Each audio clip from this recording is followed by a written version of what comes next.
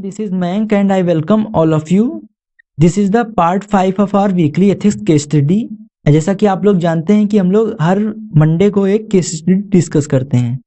तो आज की केस स्टडी कुछ इस प्रकार है कि सपोज करें आपके डिस्ट्रिक्ट में सुसाइड केसेस इंक्रीज हो रहे हैं। Why? Due to the losing money, due to the various ritual suggested by the astrologers और बाबा लोगों के कारण।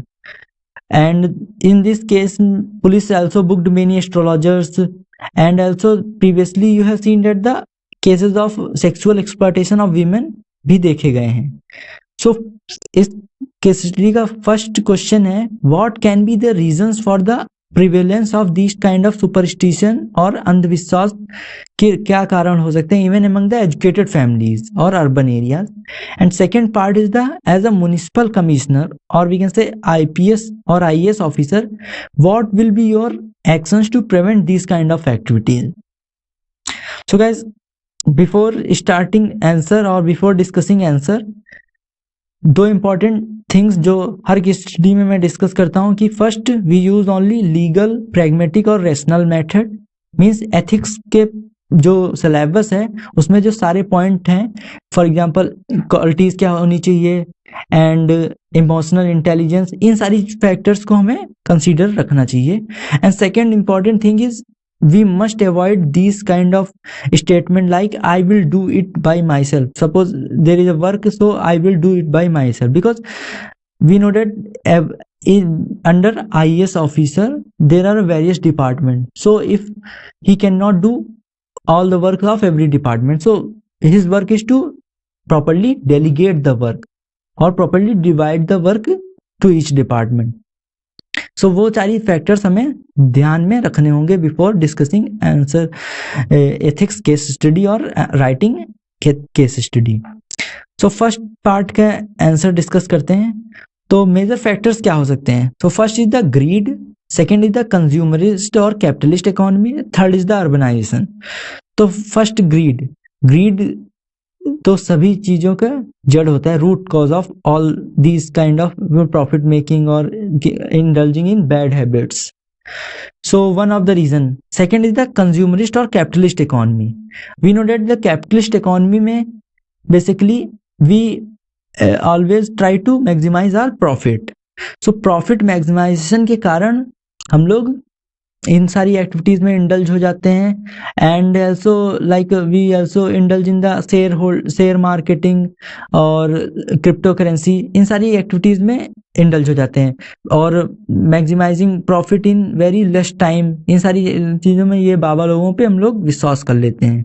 And third is the urbanisation के कारण ये लोनलीनेस और डिप्रेशन बढ़ा है। मीन्स एकांतवाद, इन सारी चीज़ों का और डिप्रेशन लोगों के अंदर बढ़ रहा है।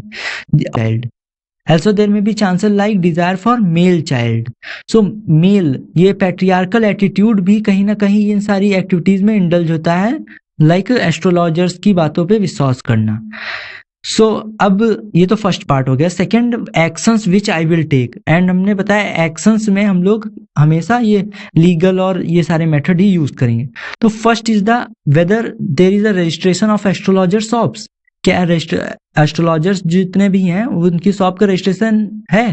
क्योंकि बिकॉज जो रजिस्टर्ड होते हैं वो सारे लोग इन सारी एक्टिविटीज में इतना ज़्यादा इन्वॉल्व नहीं होते हैं, because they also have to pay tax.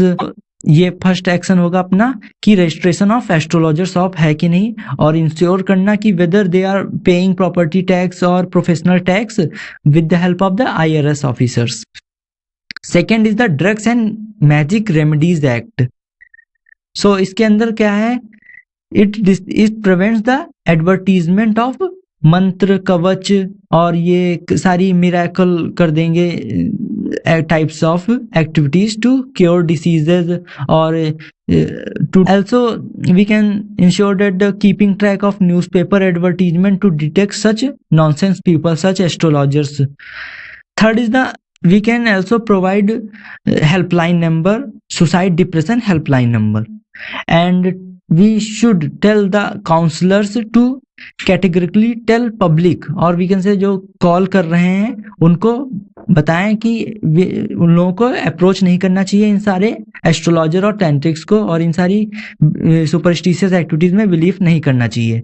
And the fourth is the awareness programme in school, ये भी स्टार्ट करा सकते हैं, because if children are aware then automatically कहीं उनका इम्पैक्ट पेरेंट्स पे भी पड़े। देख रहे होंगे यूज हैशटैग IEC ज्ञान। IEC का मतलब है information, education and communication. So ये कहीं किसी भी केस स्टडी में we can use this point, information, education and communication. So इसके through we can produce the behavioral change in the society which ultimately remove these kind of evils from the society. So guys, ये थी आज की पूरी case study. I hope you guys enjoyed, and अगर अच्छा लगा है वीडियो तो चैनल को सब्सक्राइब कर लें, वीडियो को लाइक कर लें और शेयर कर दें।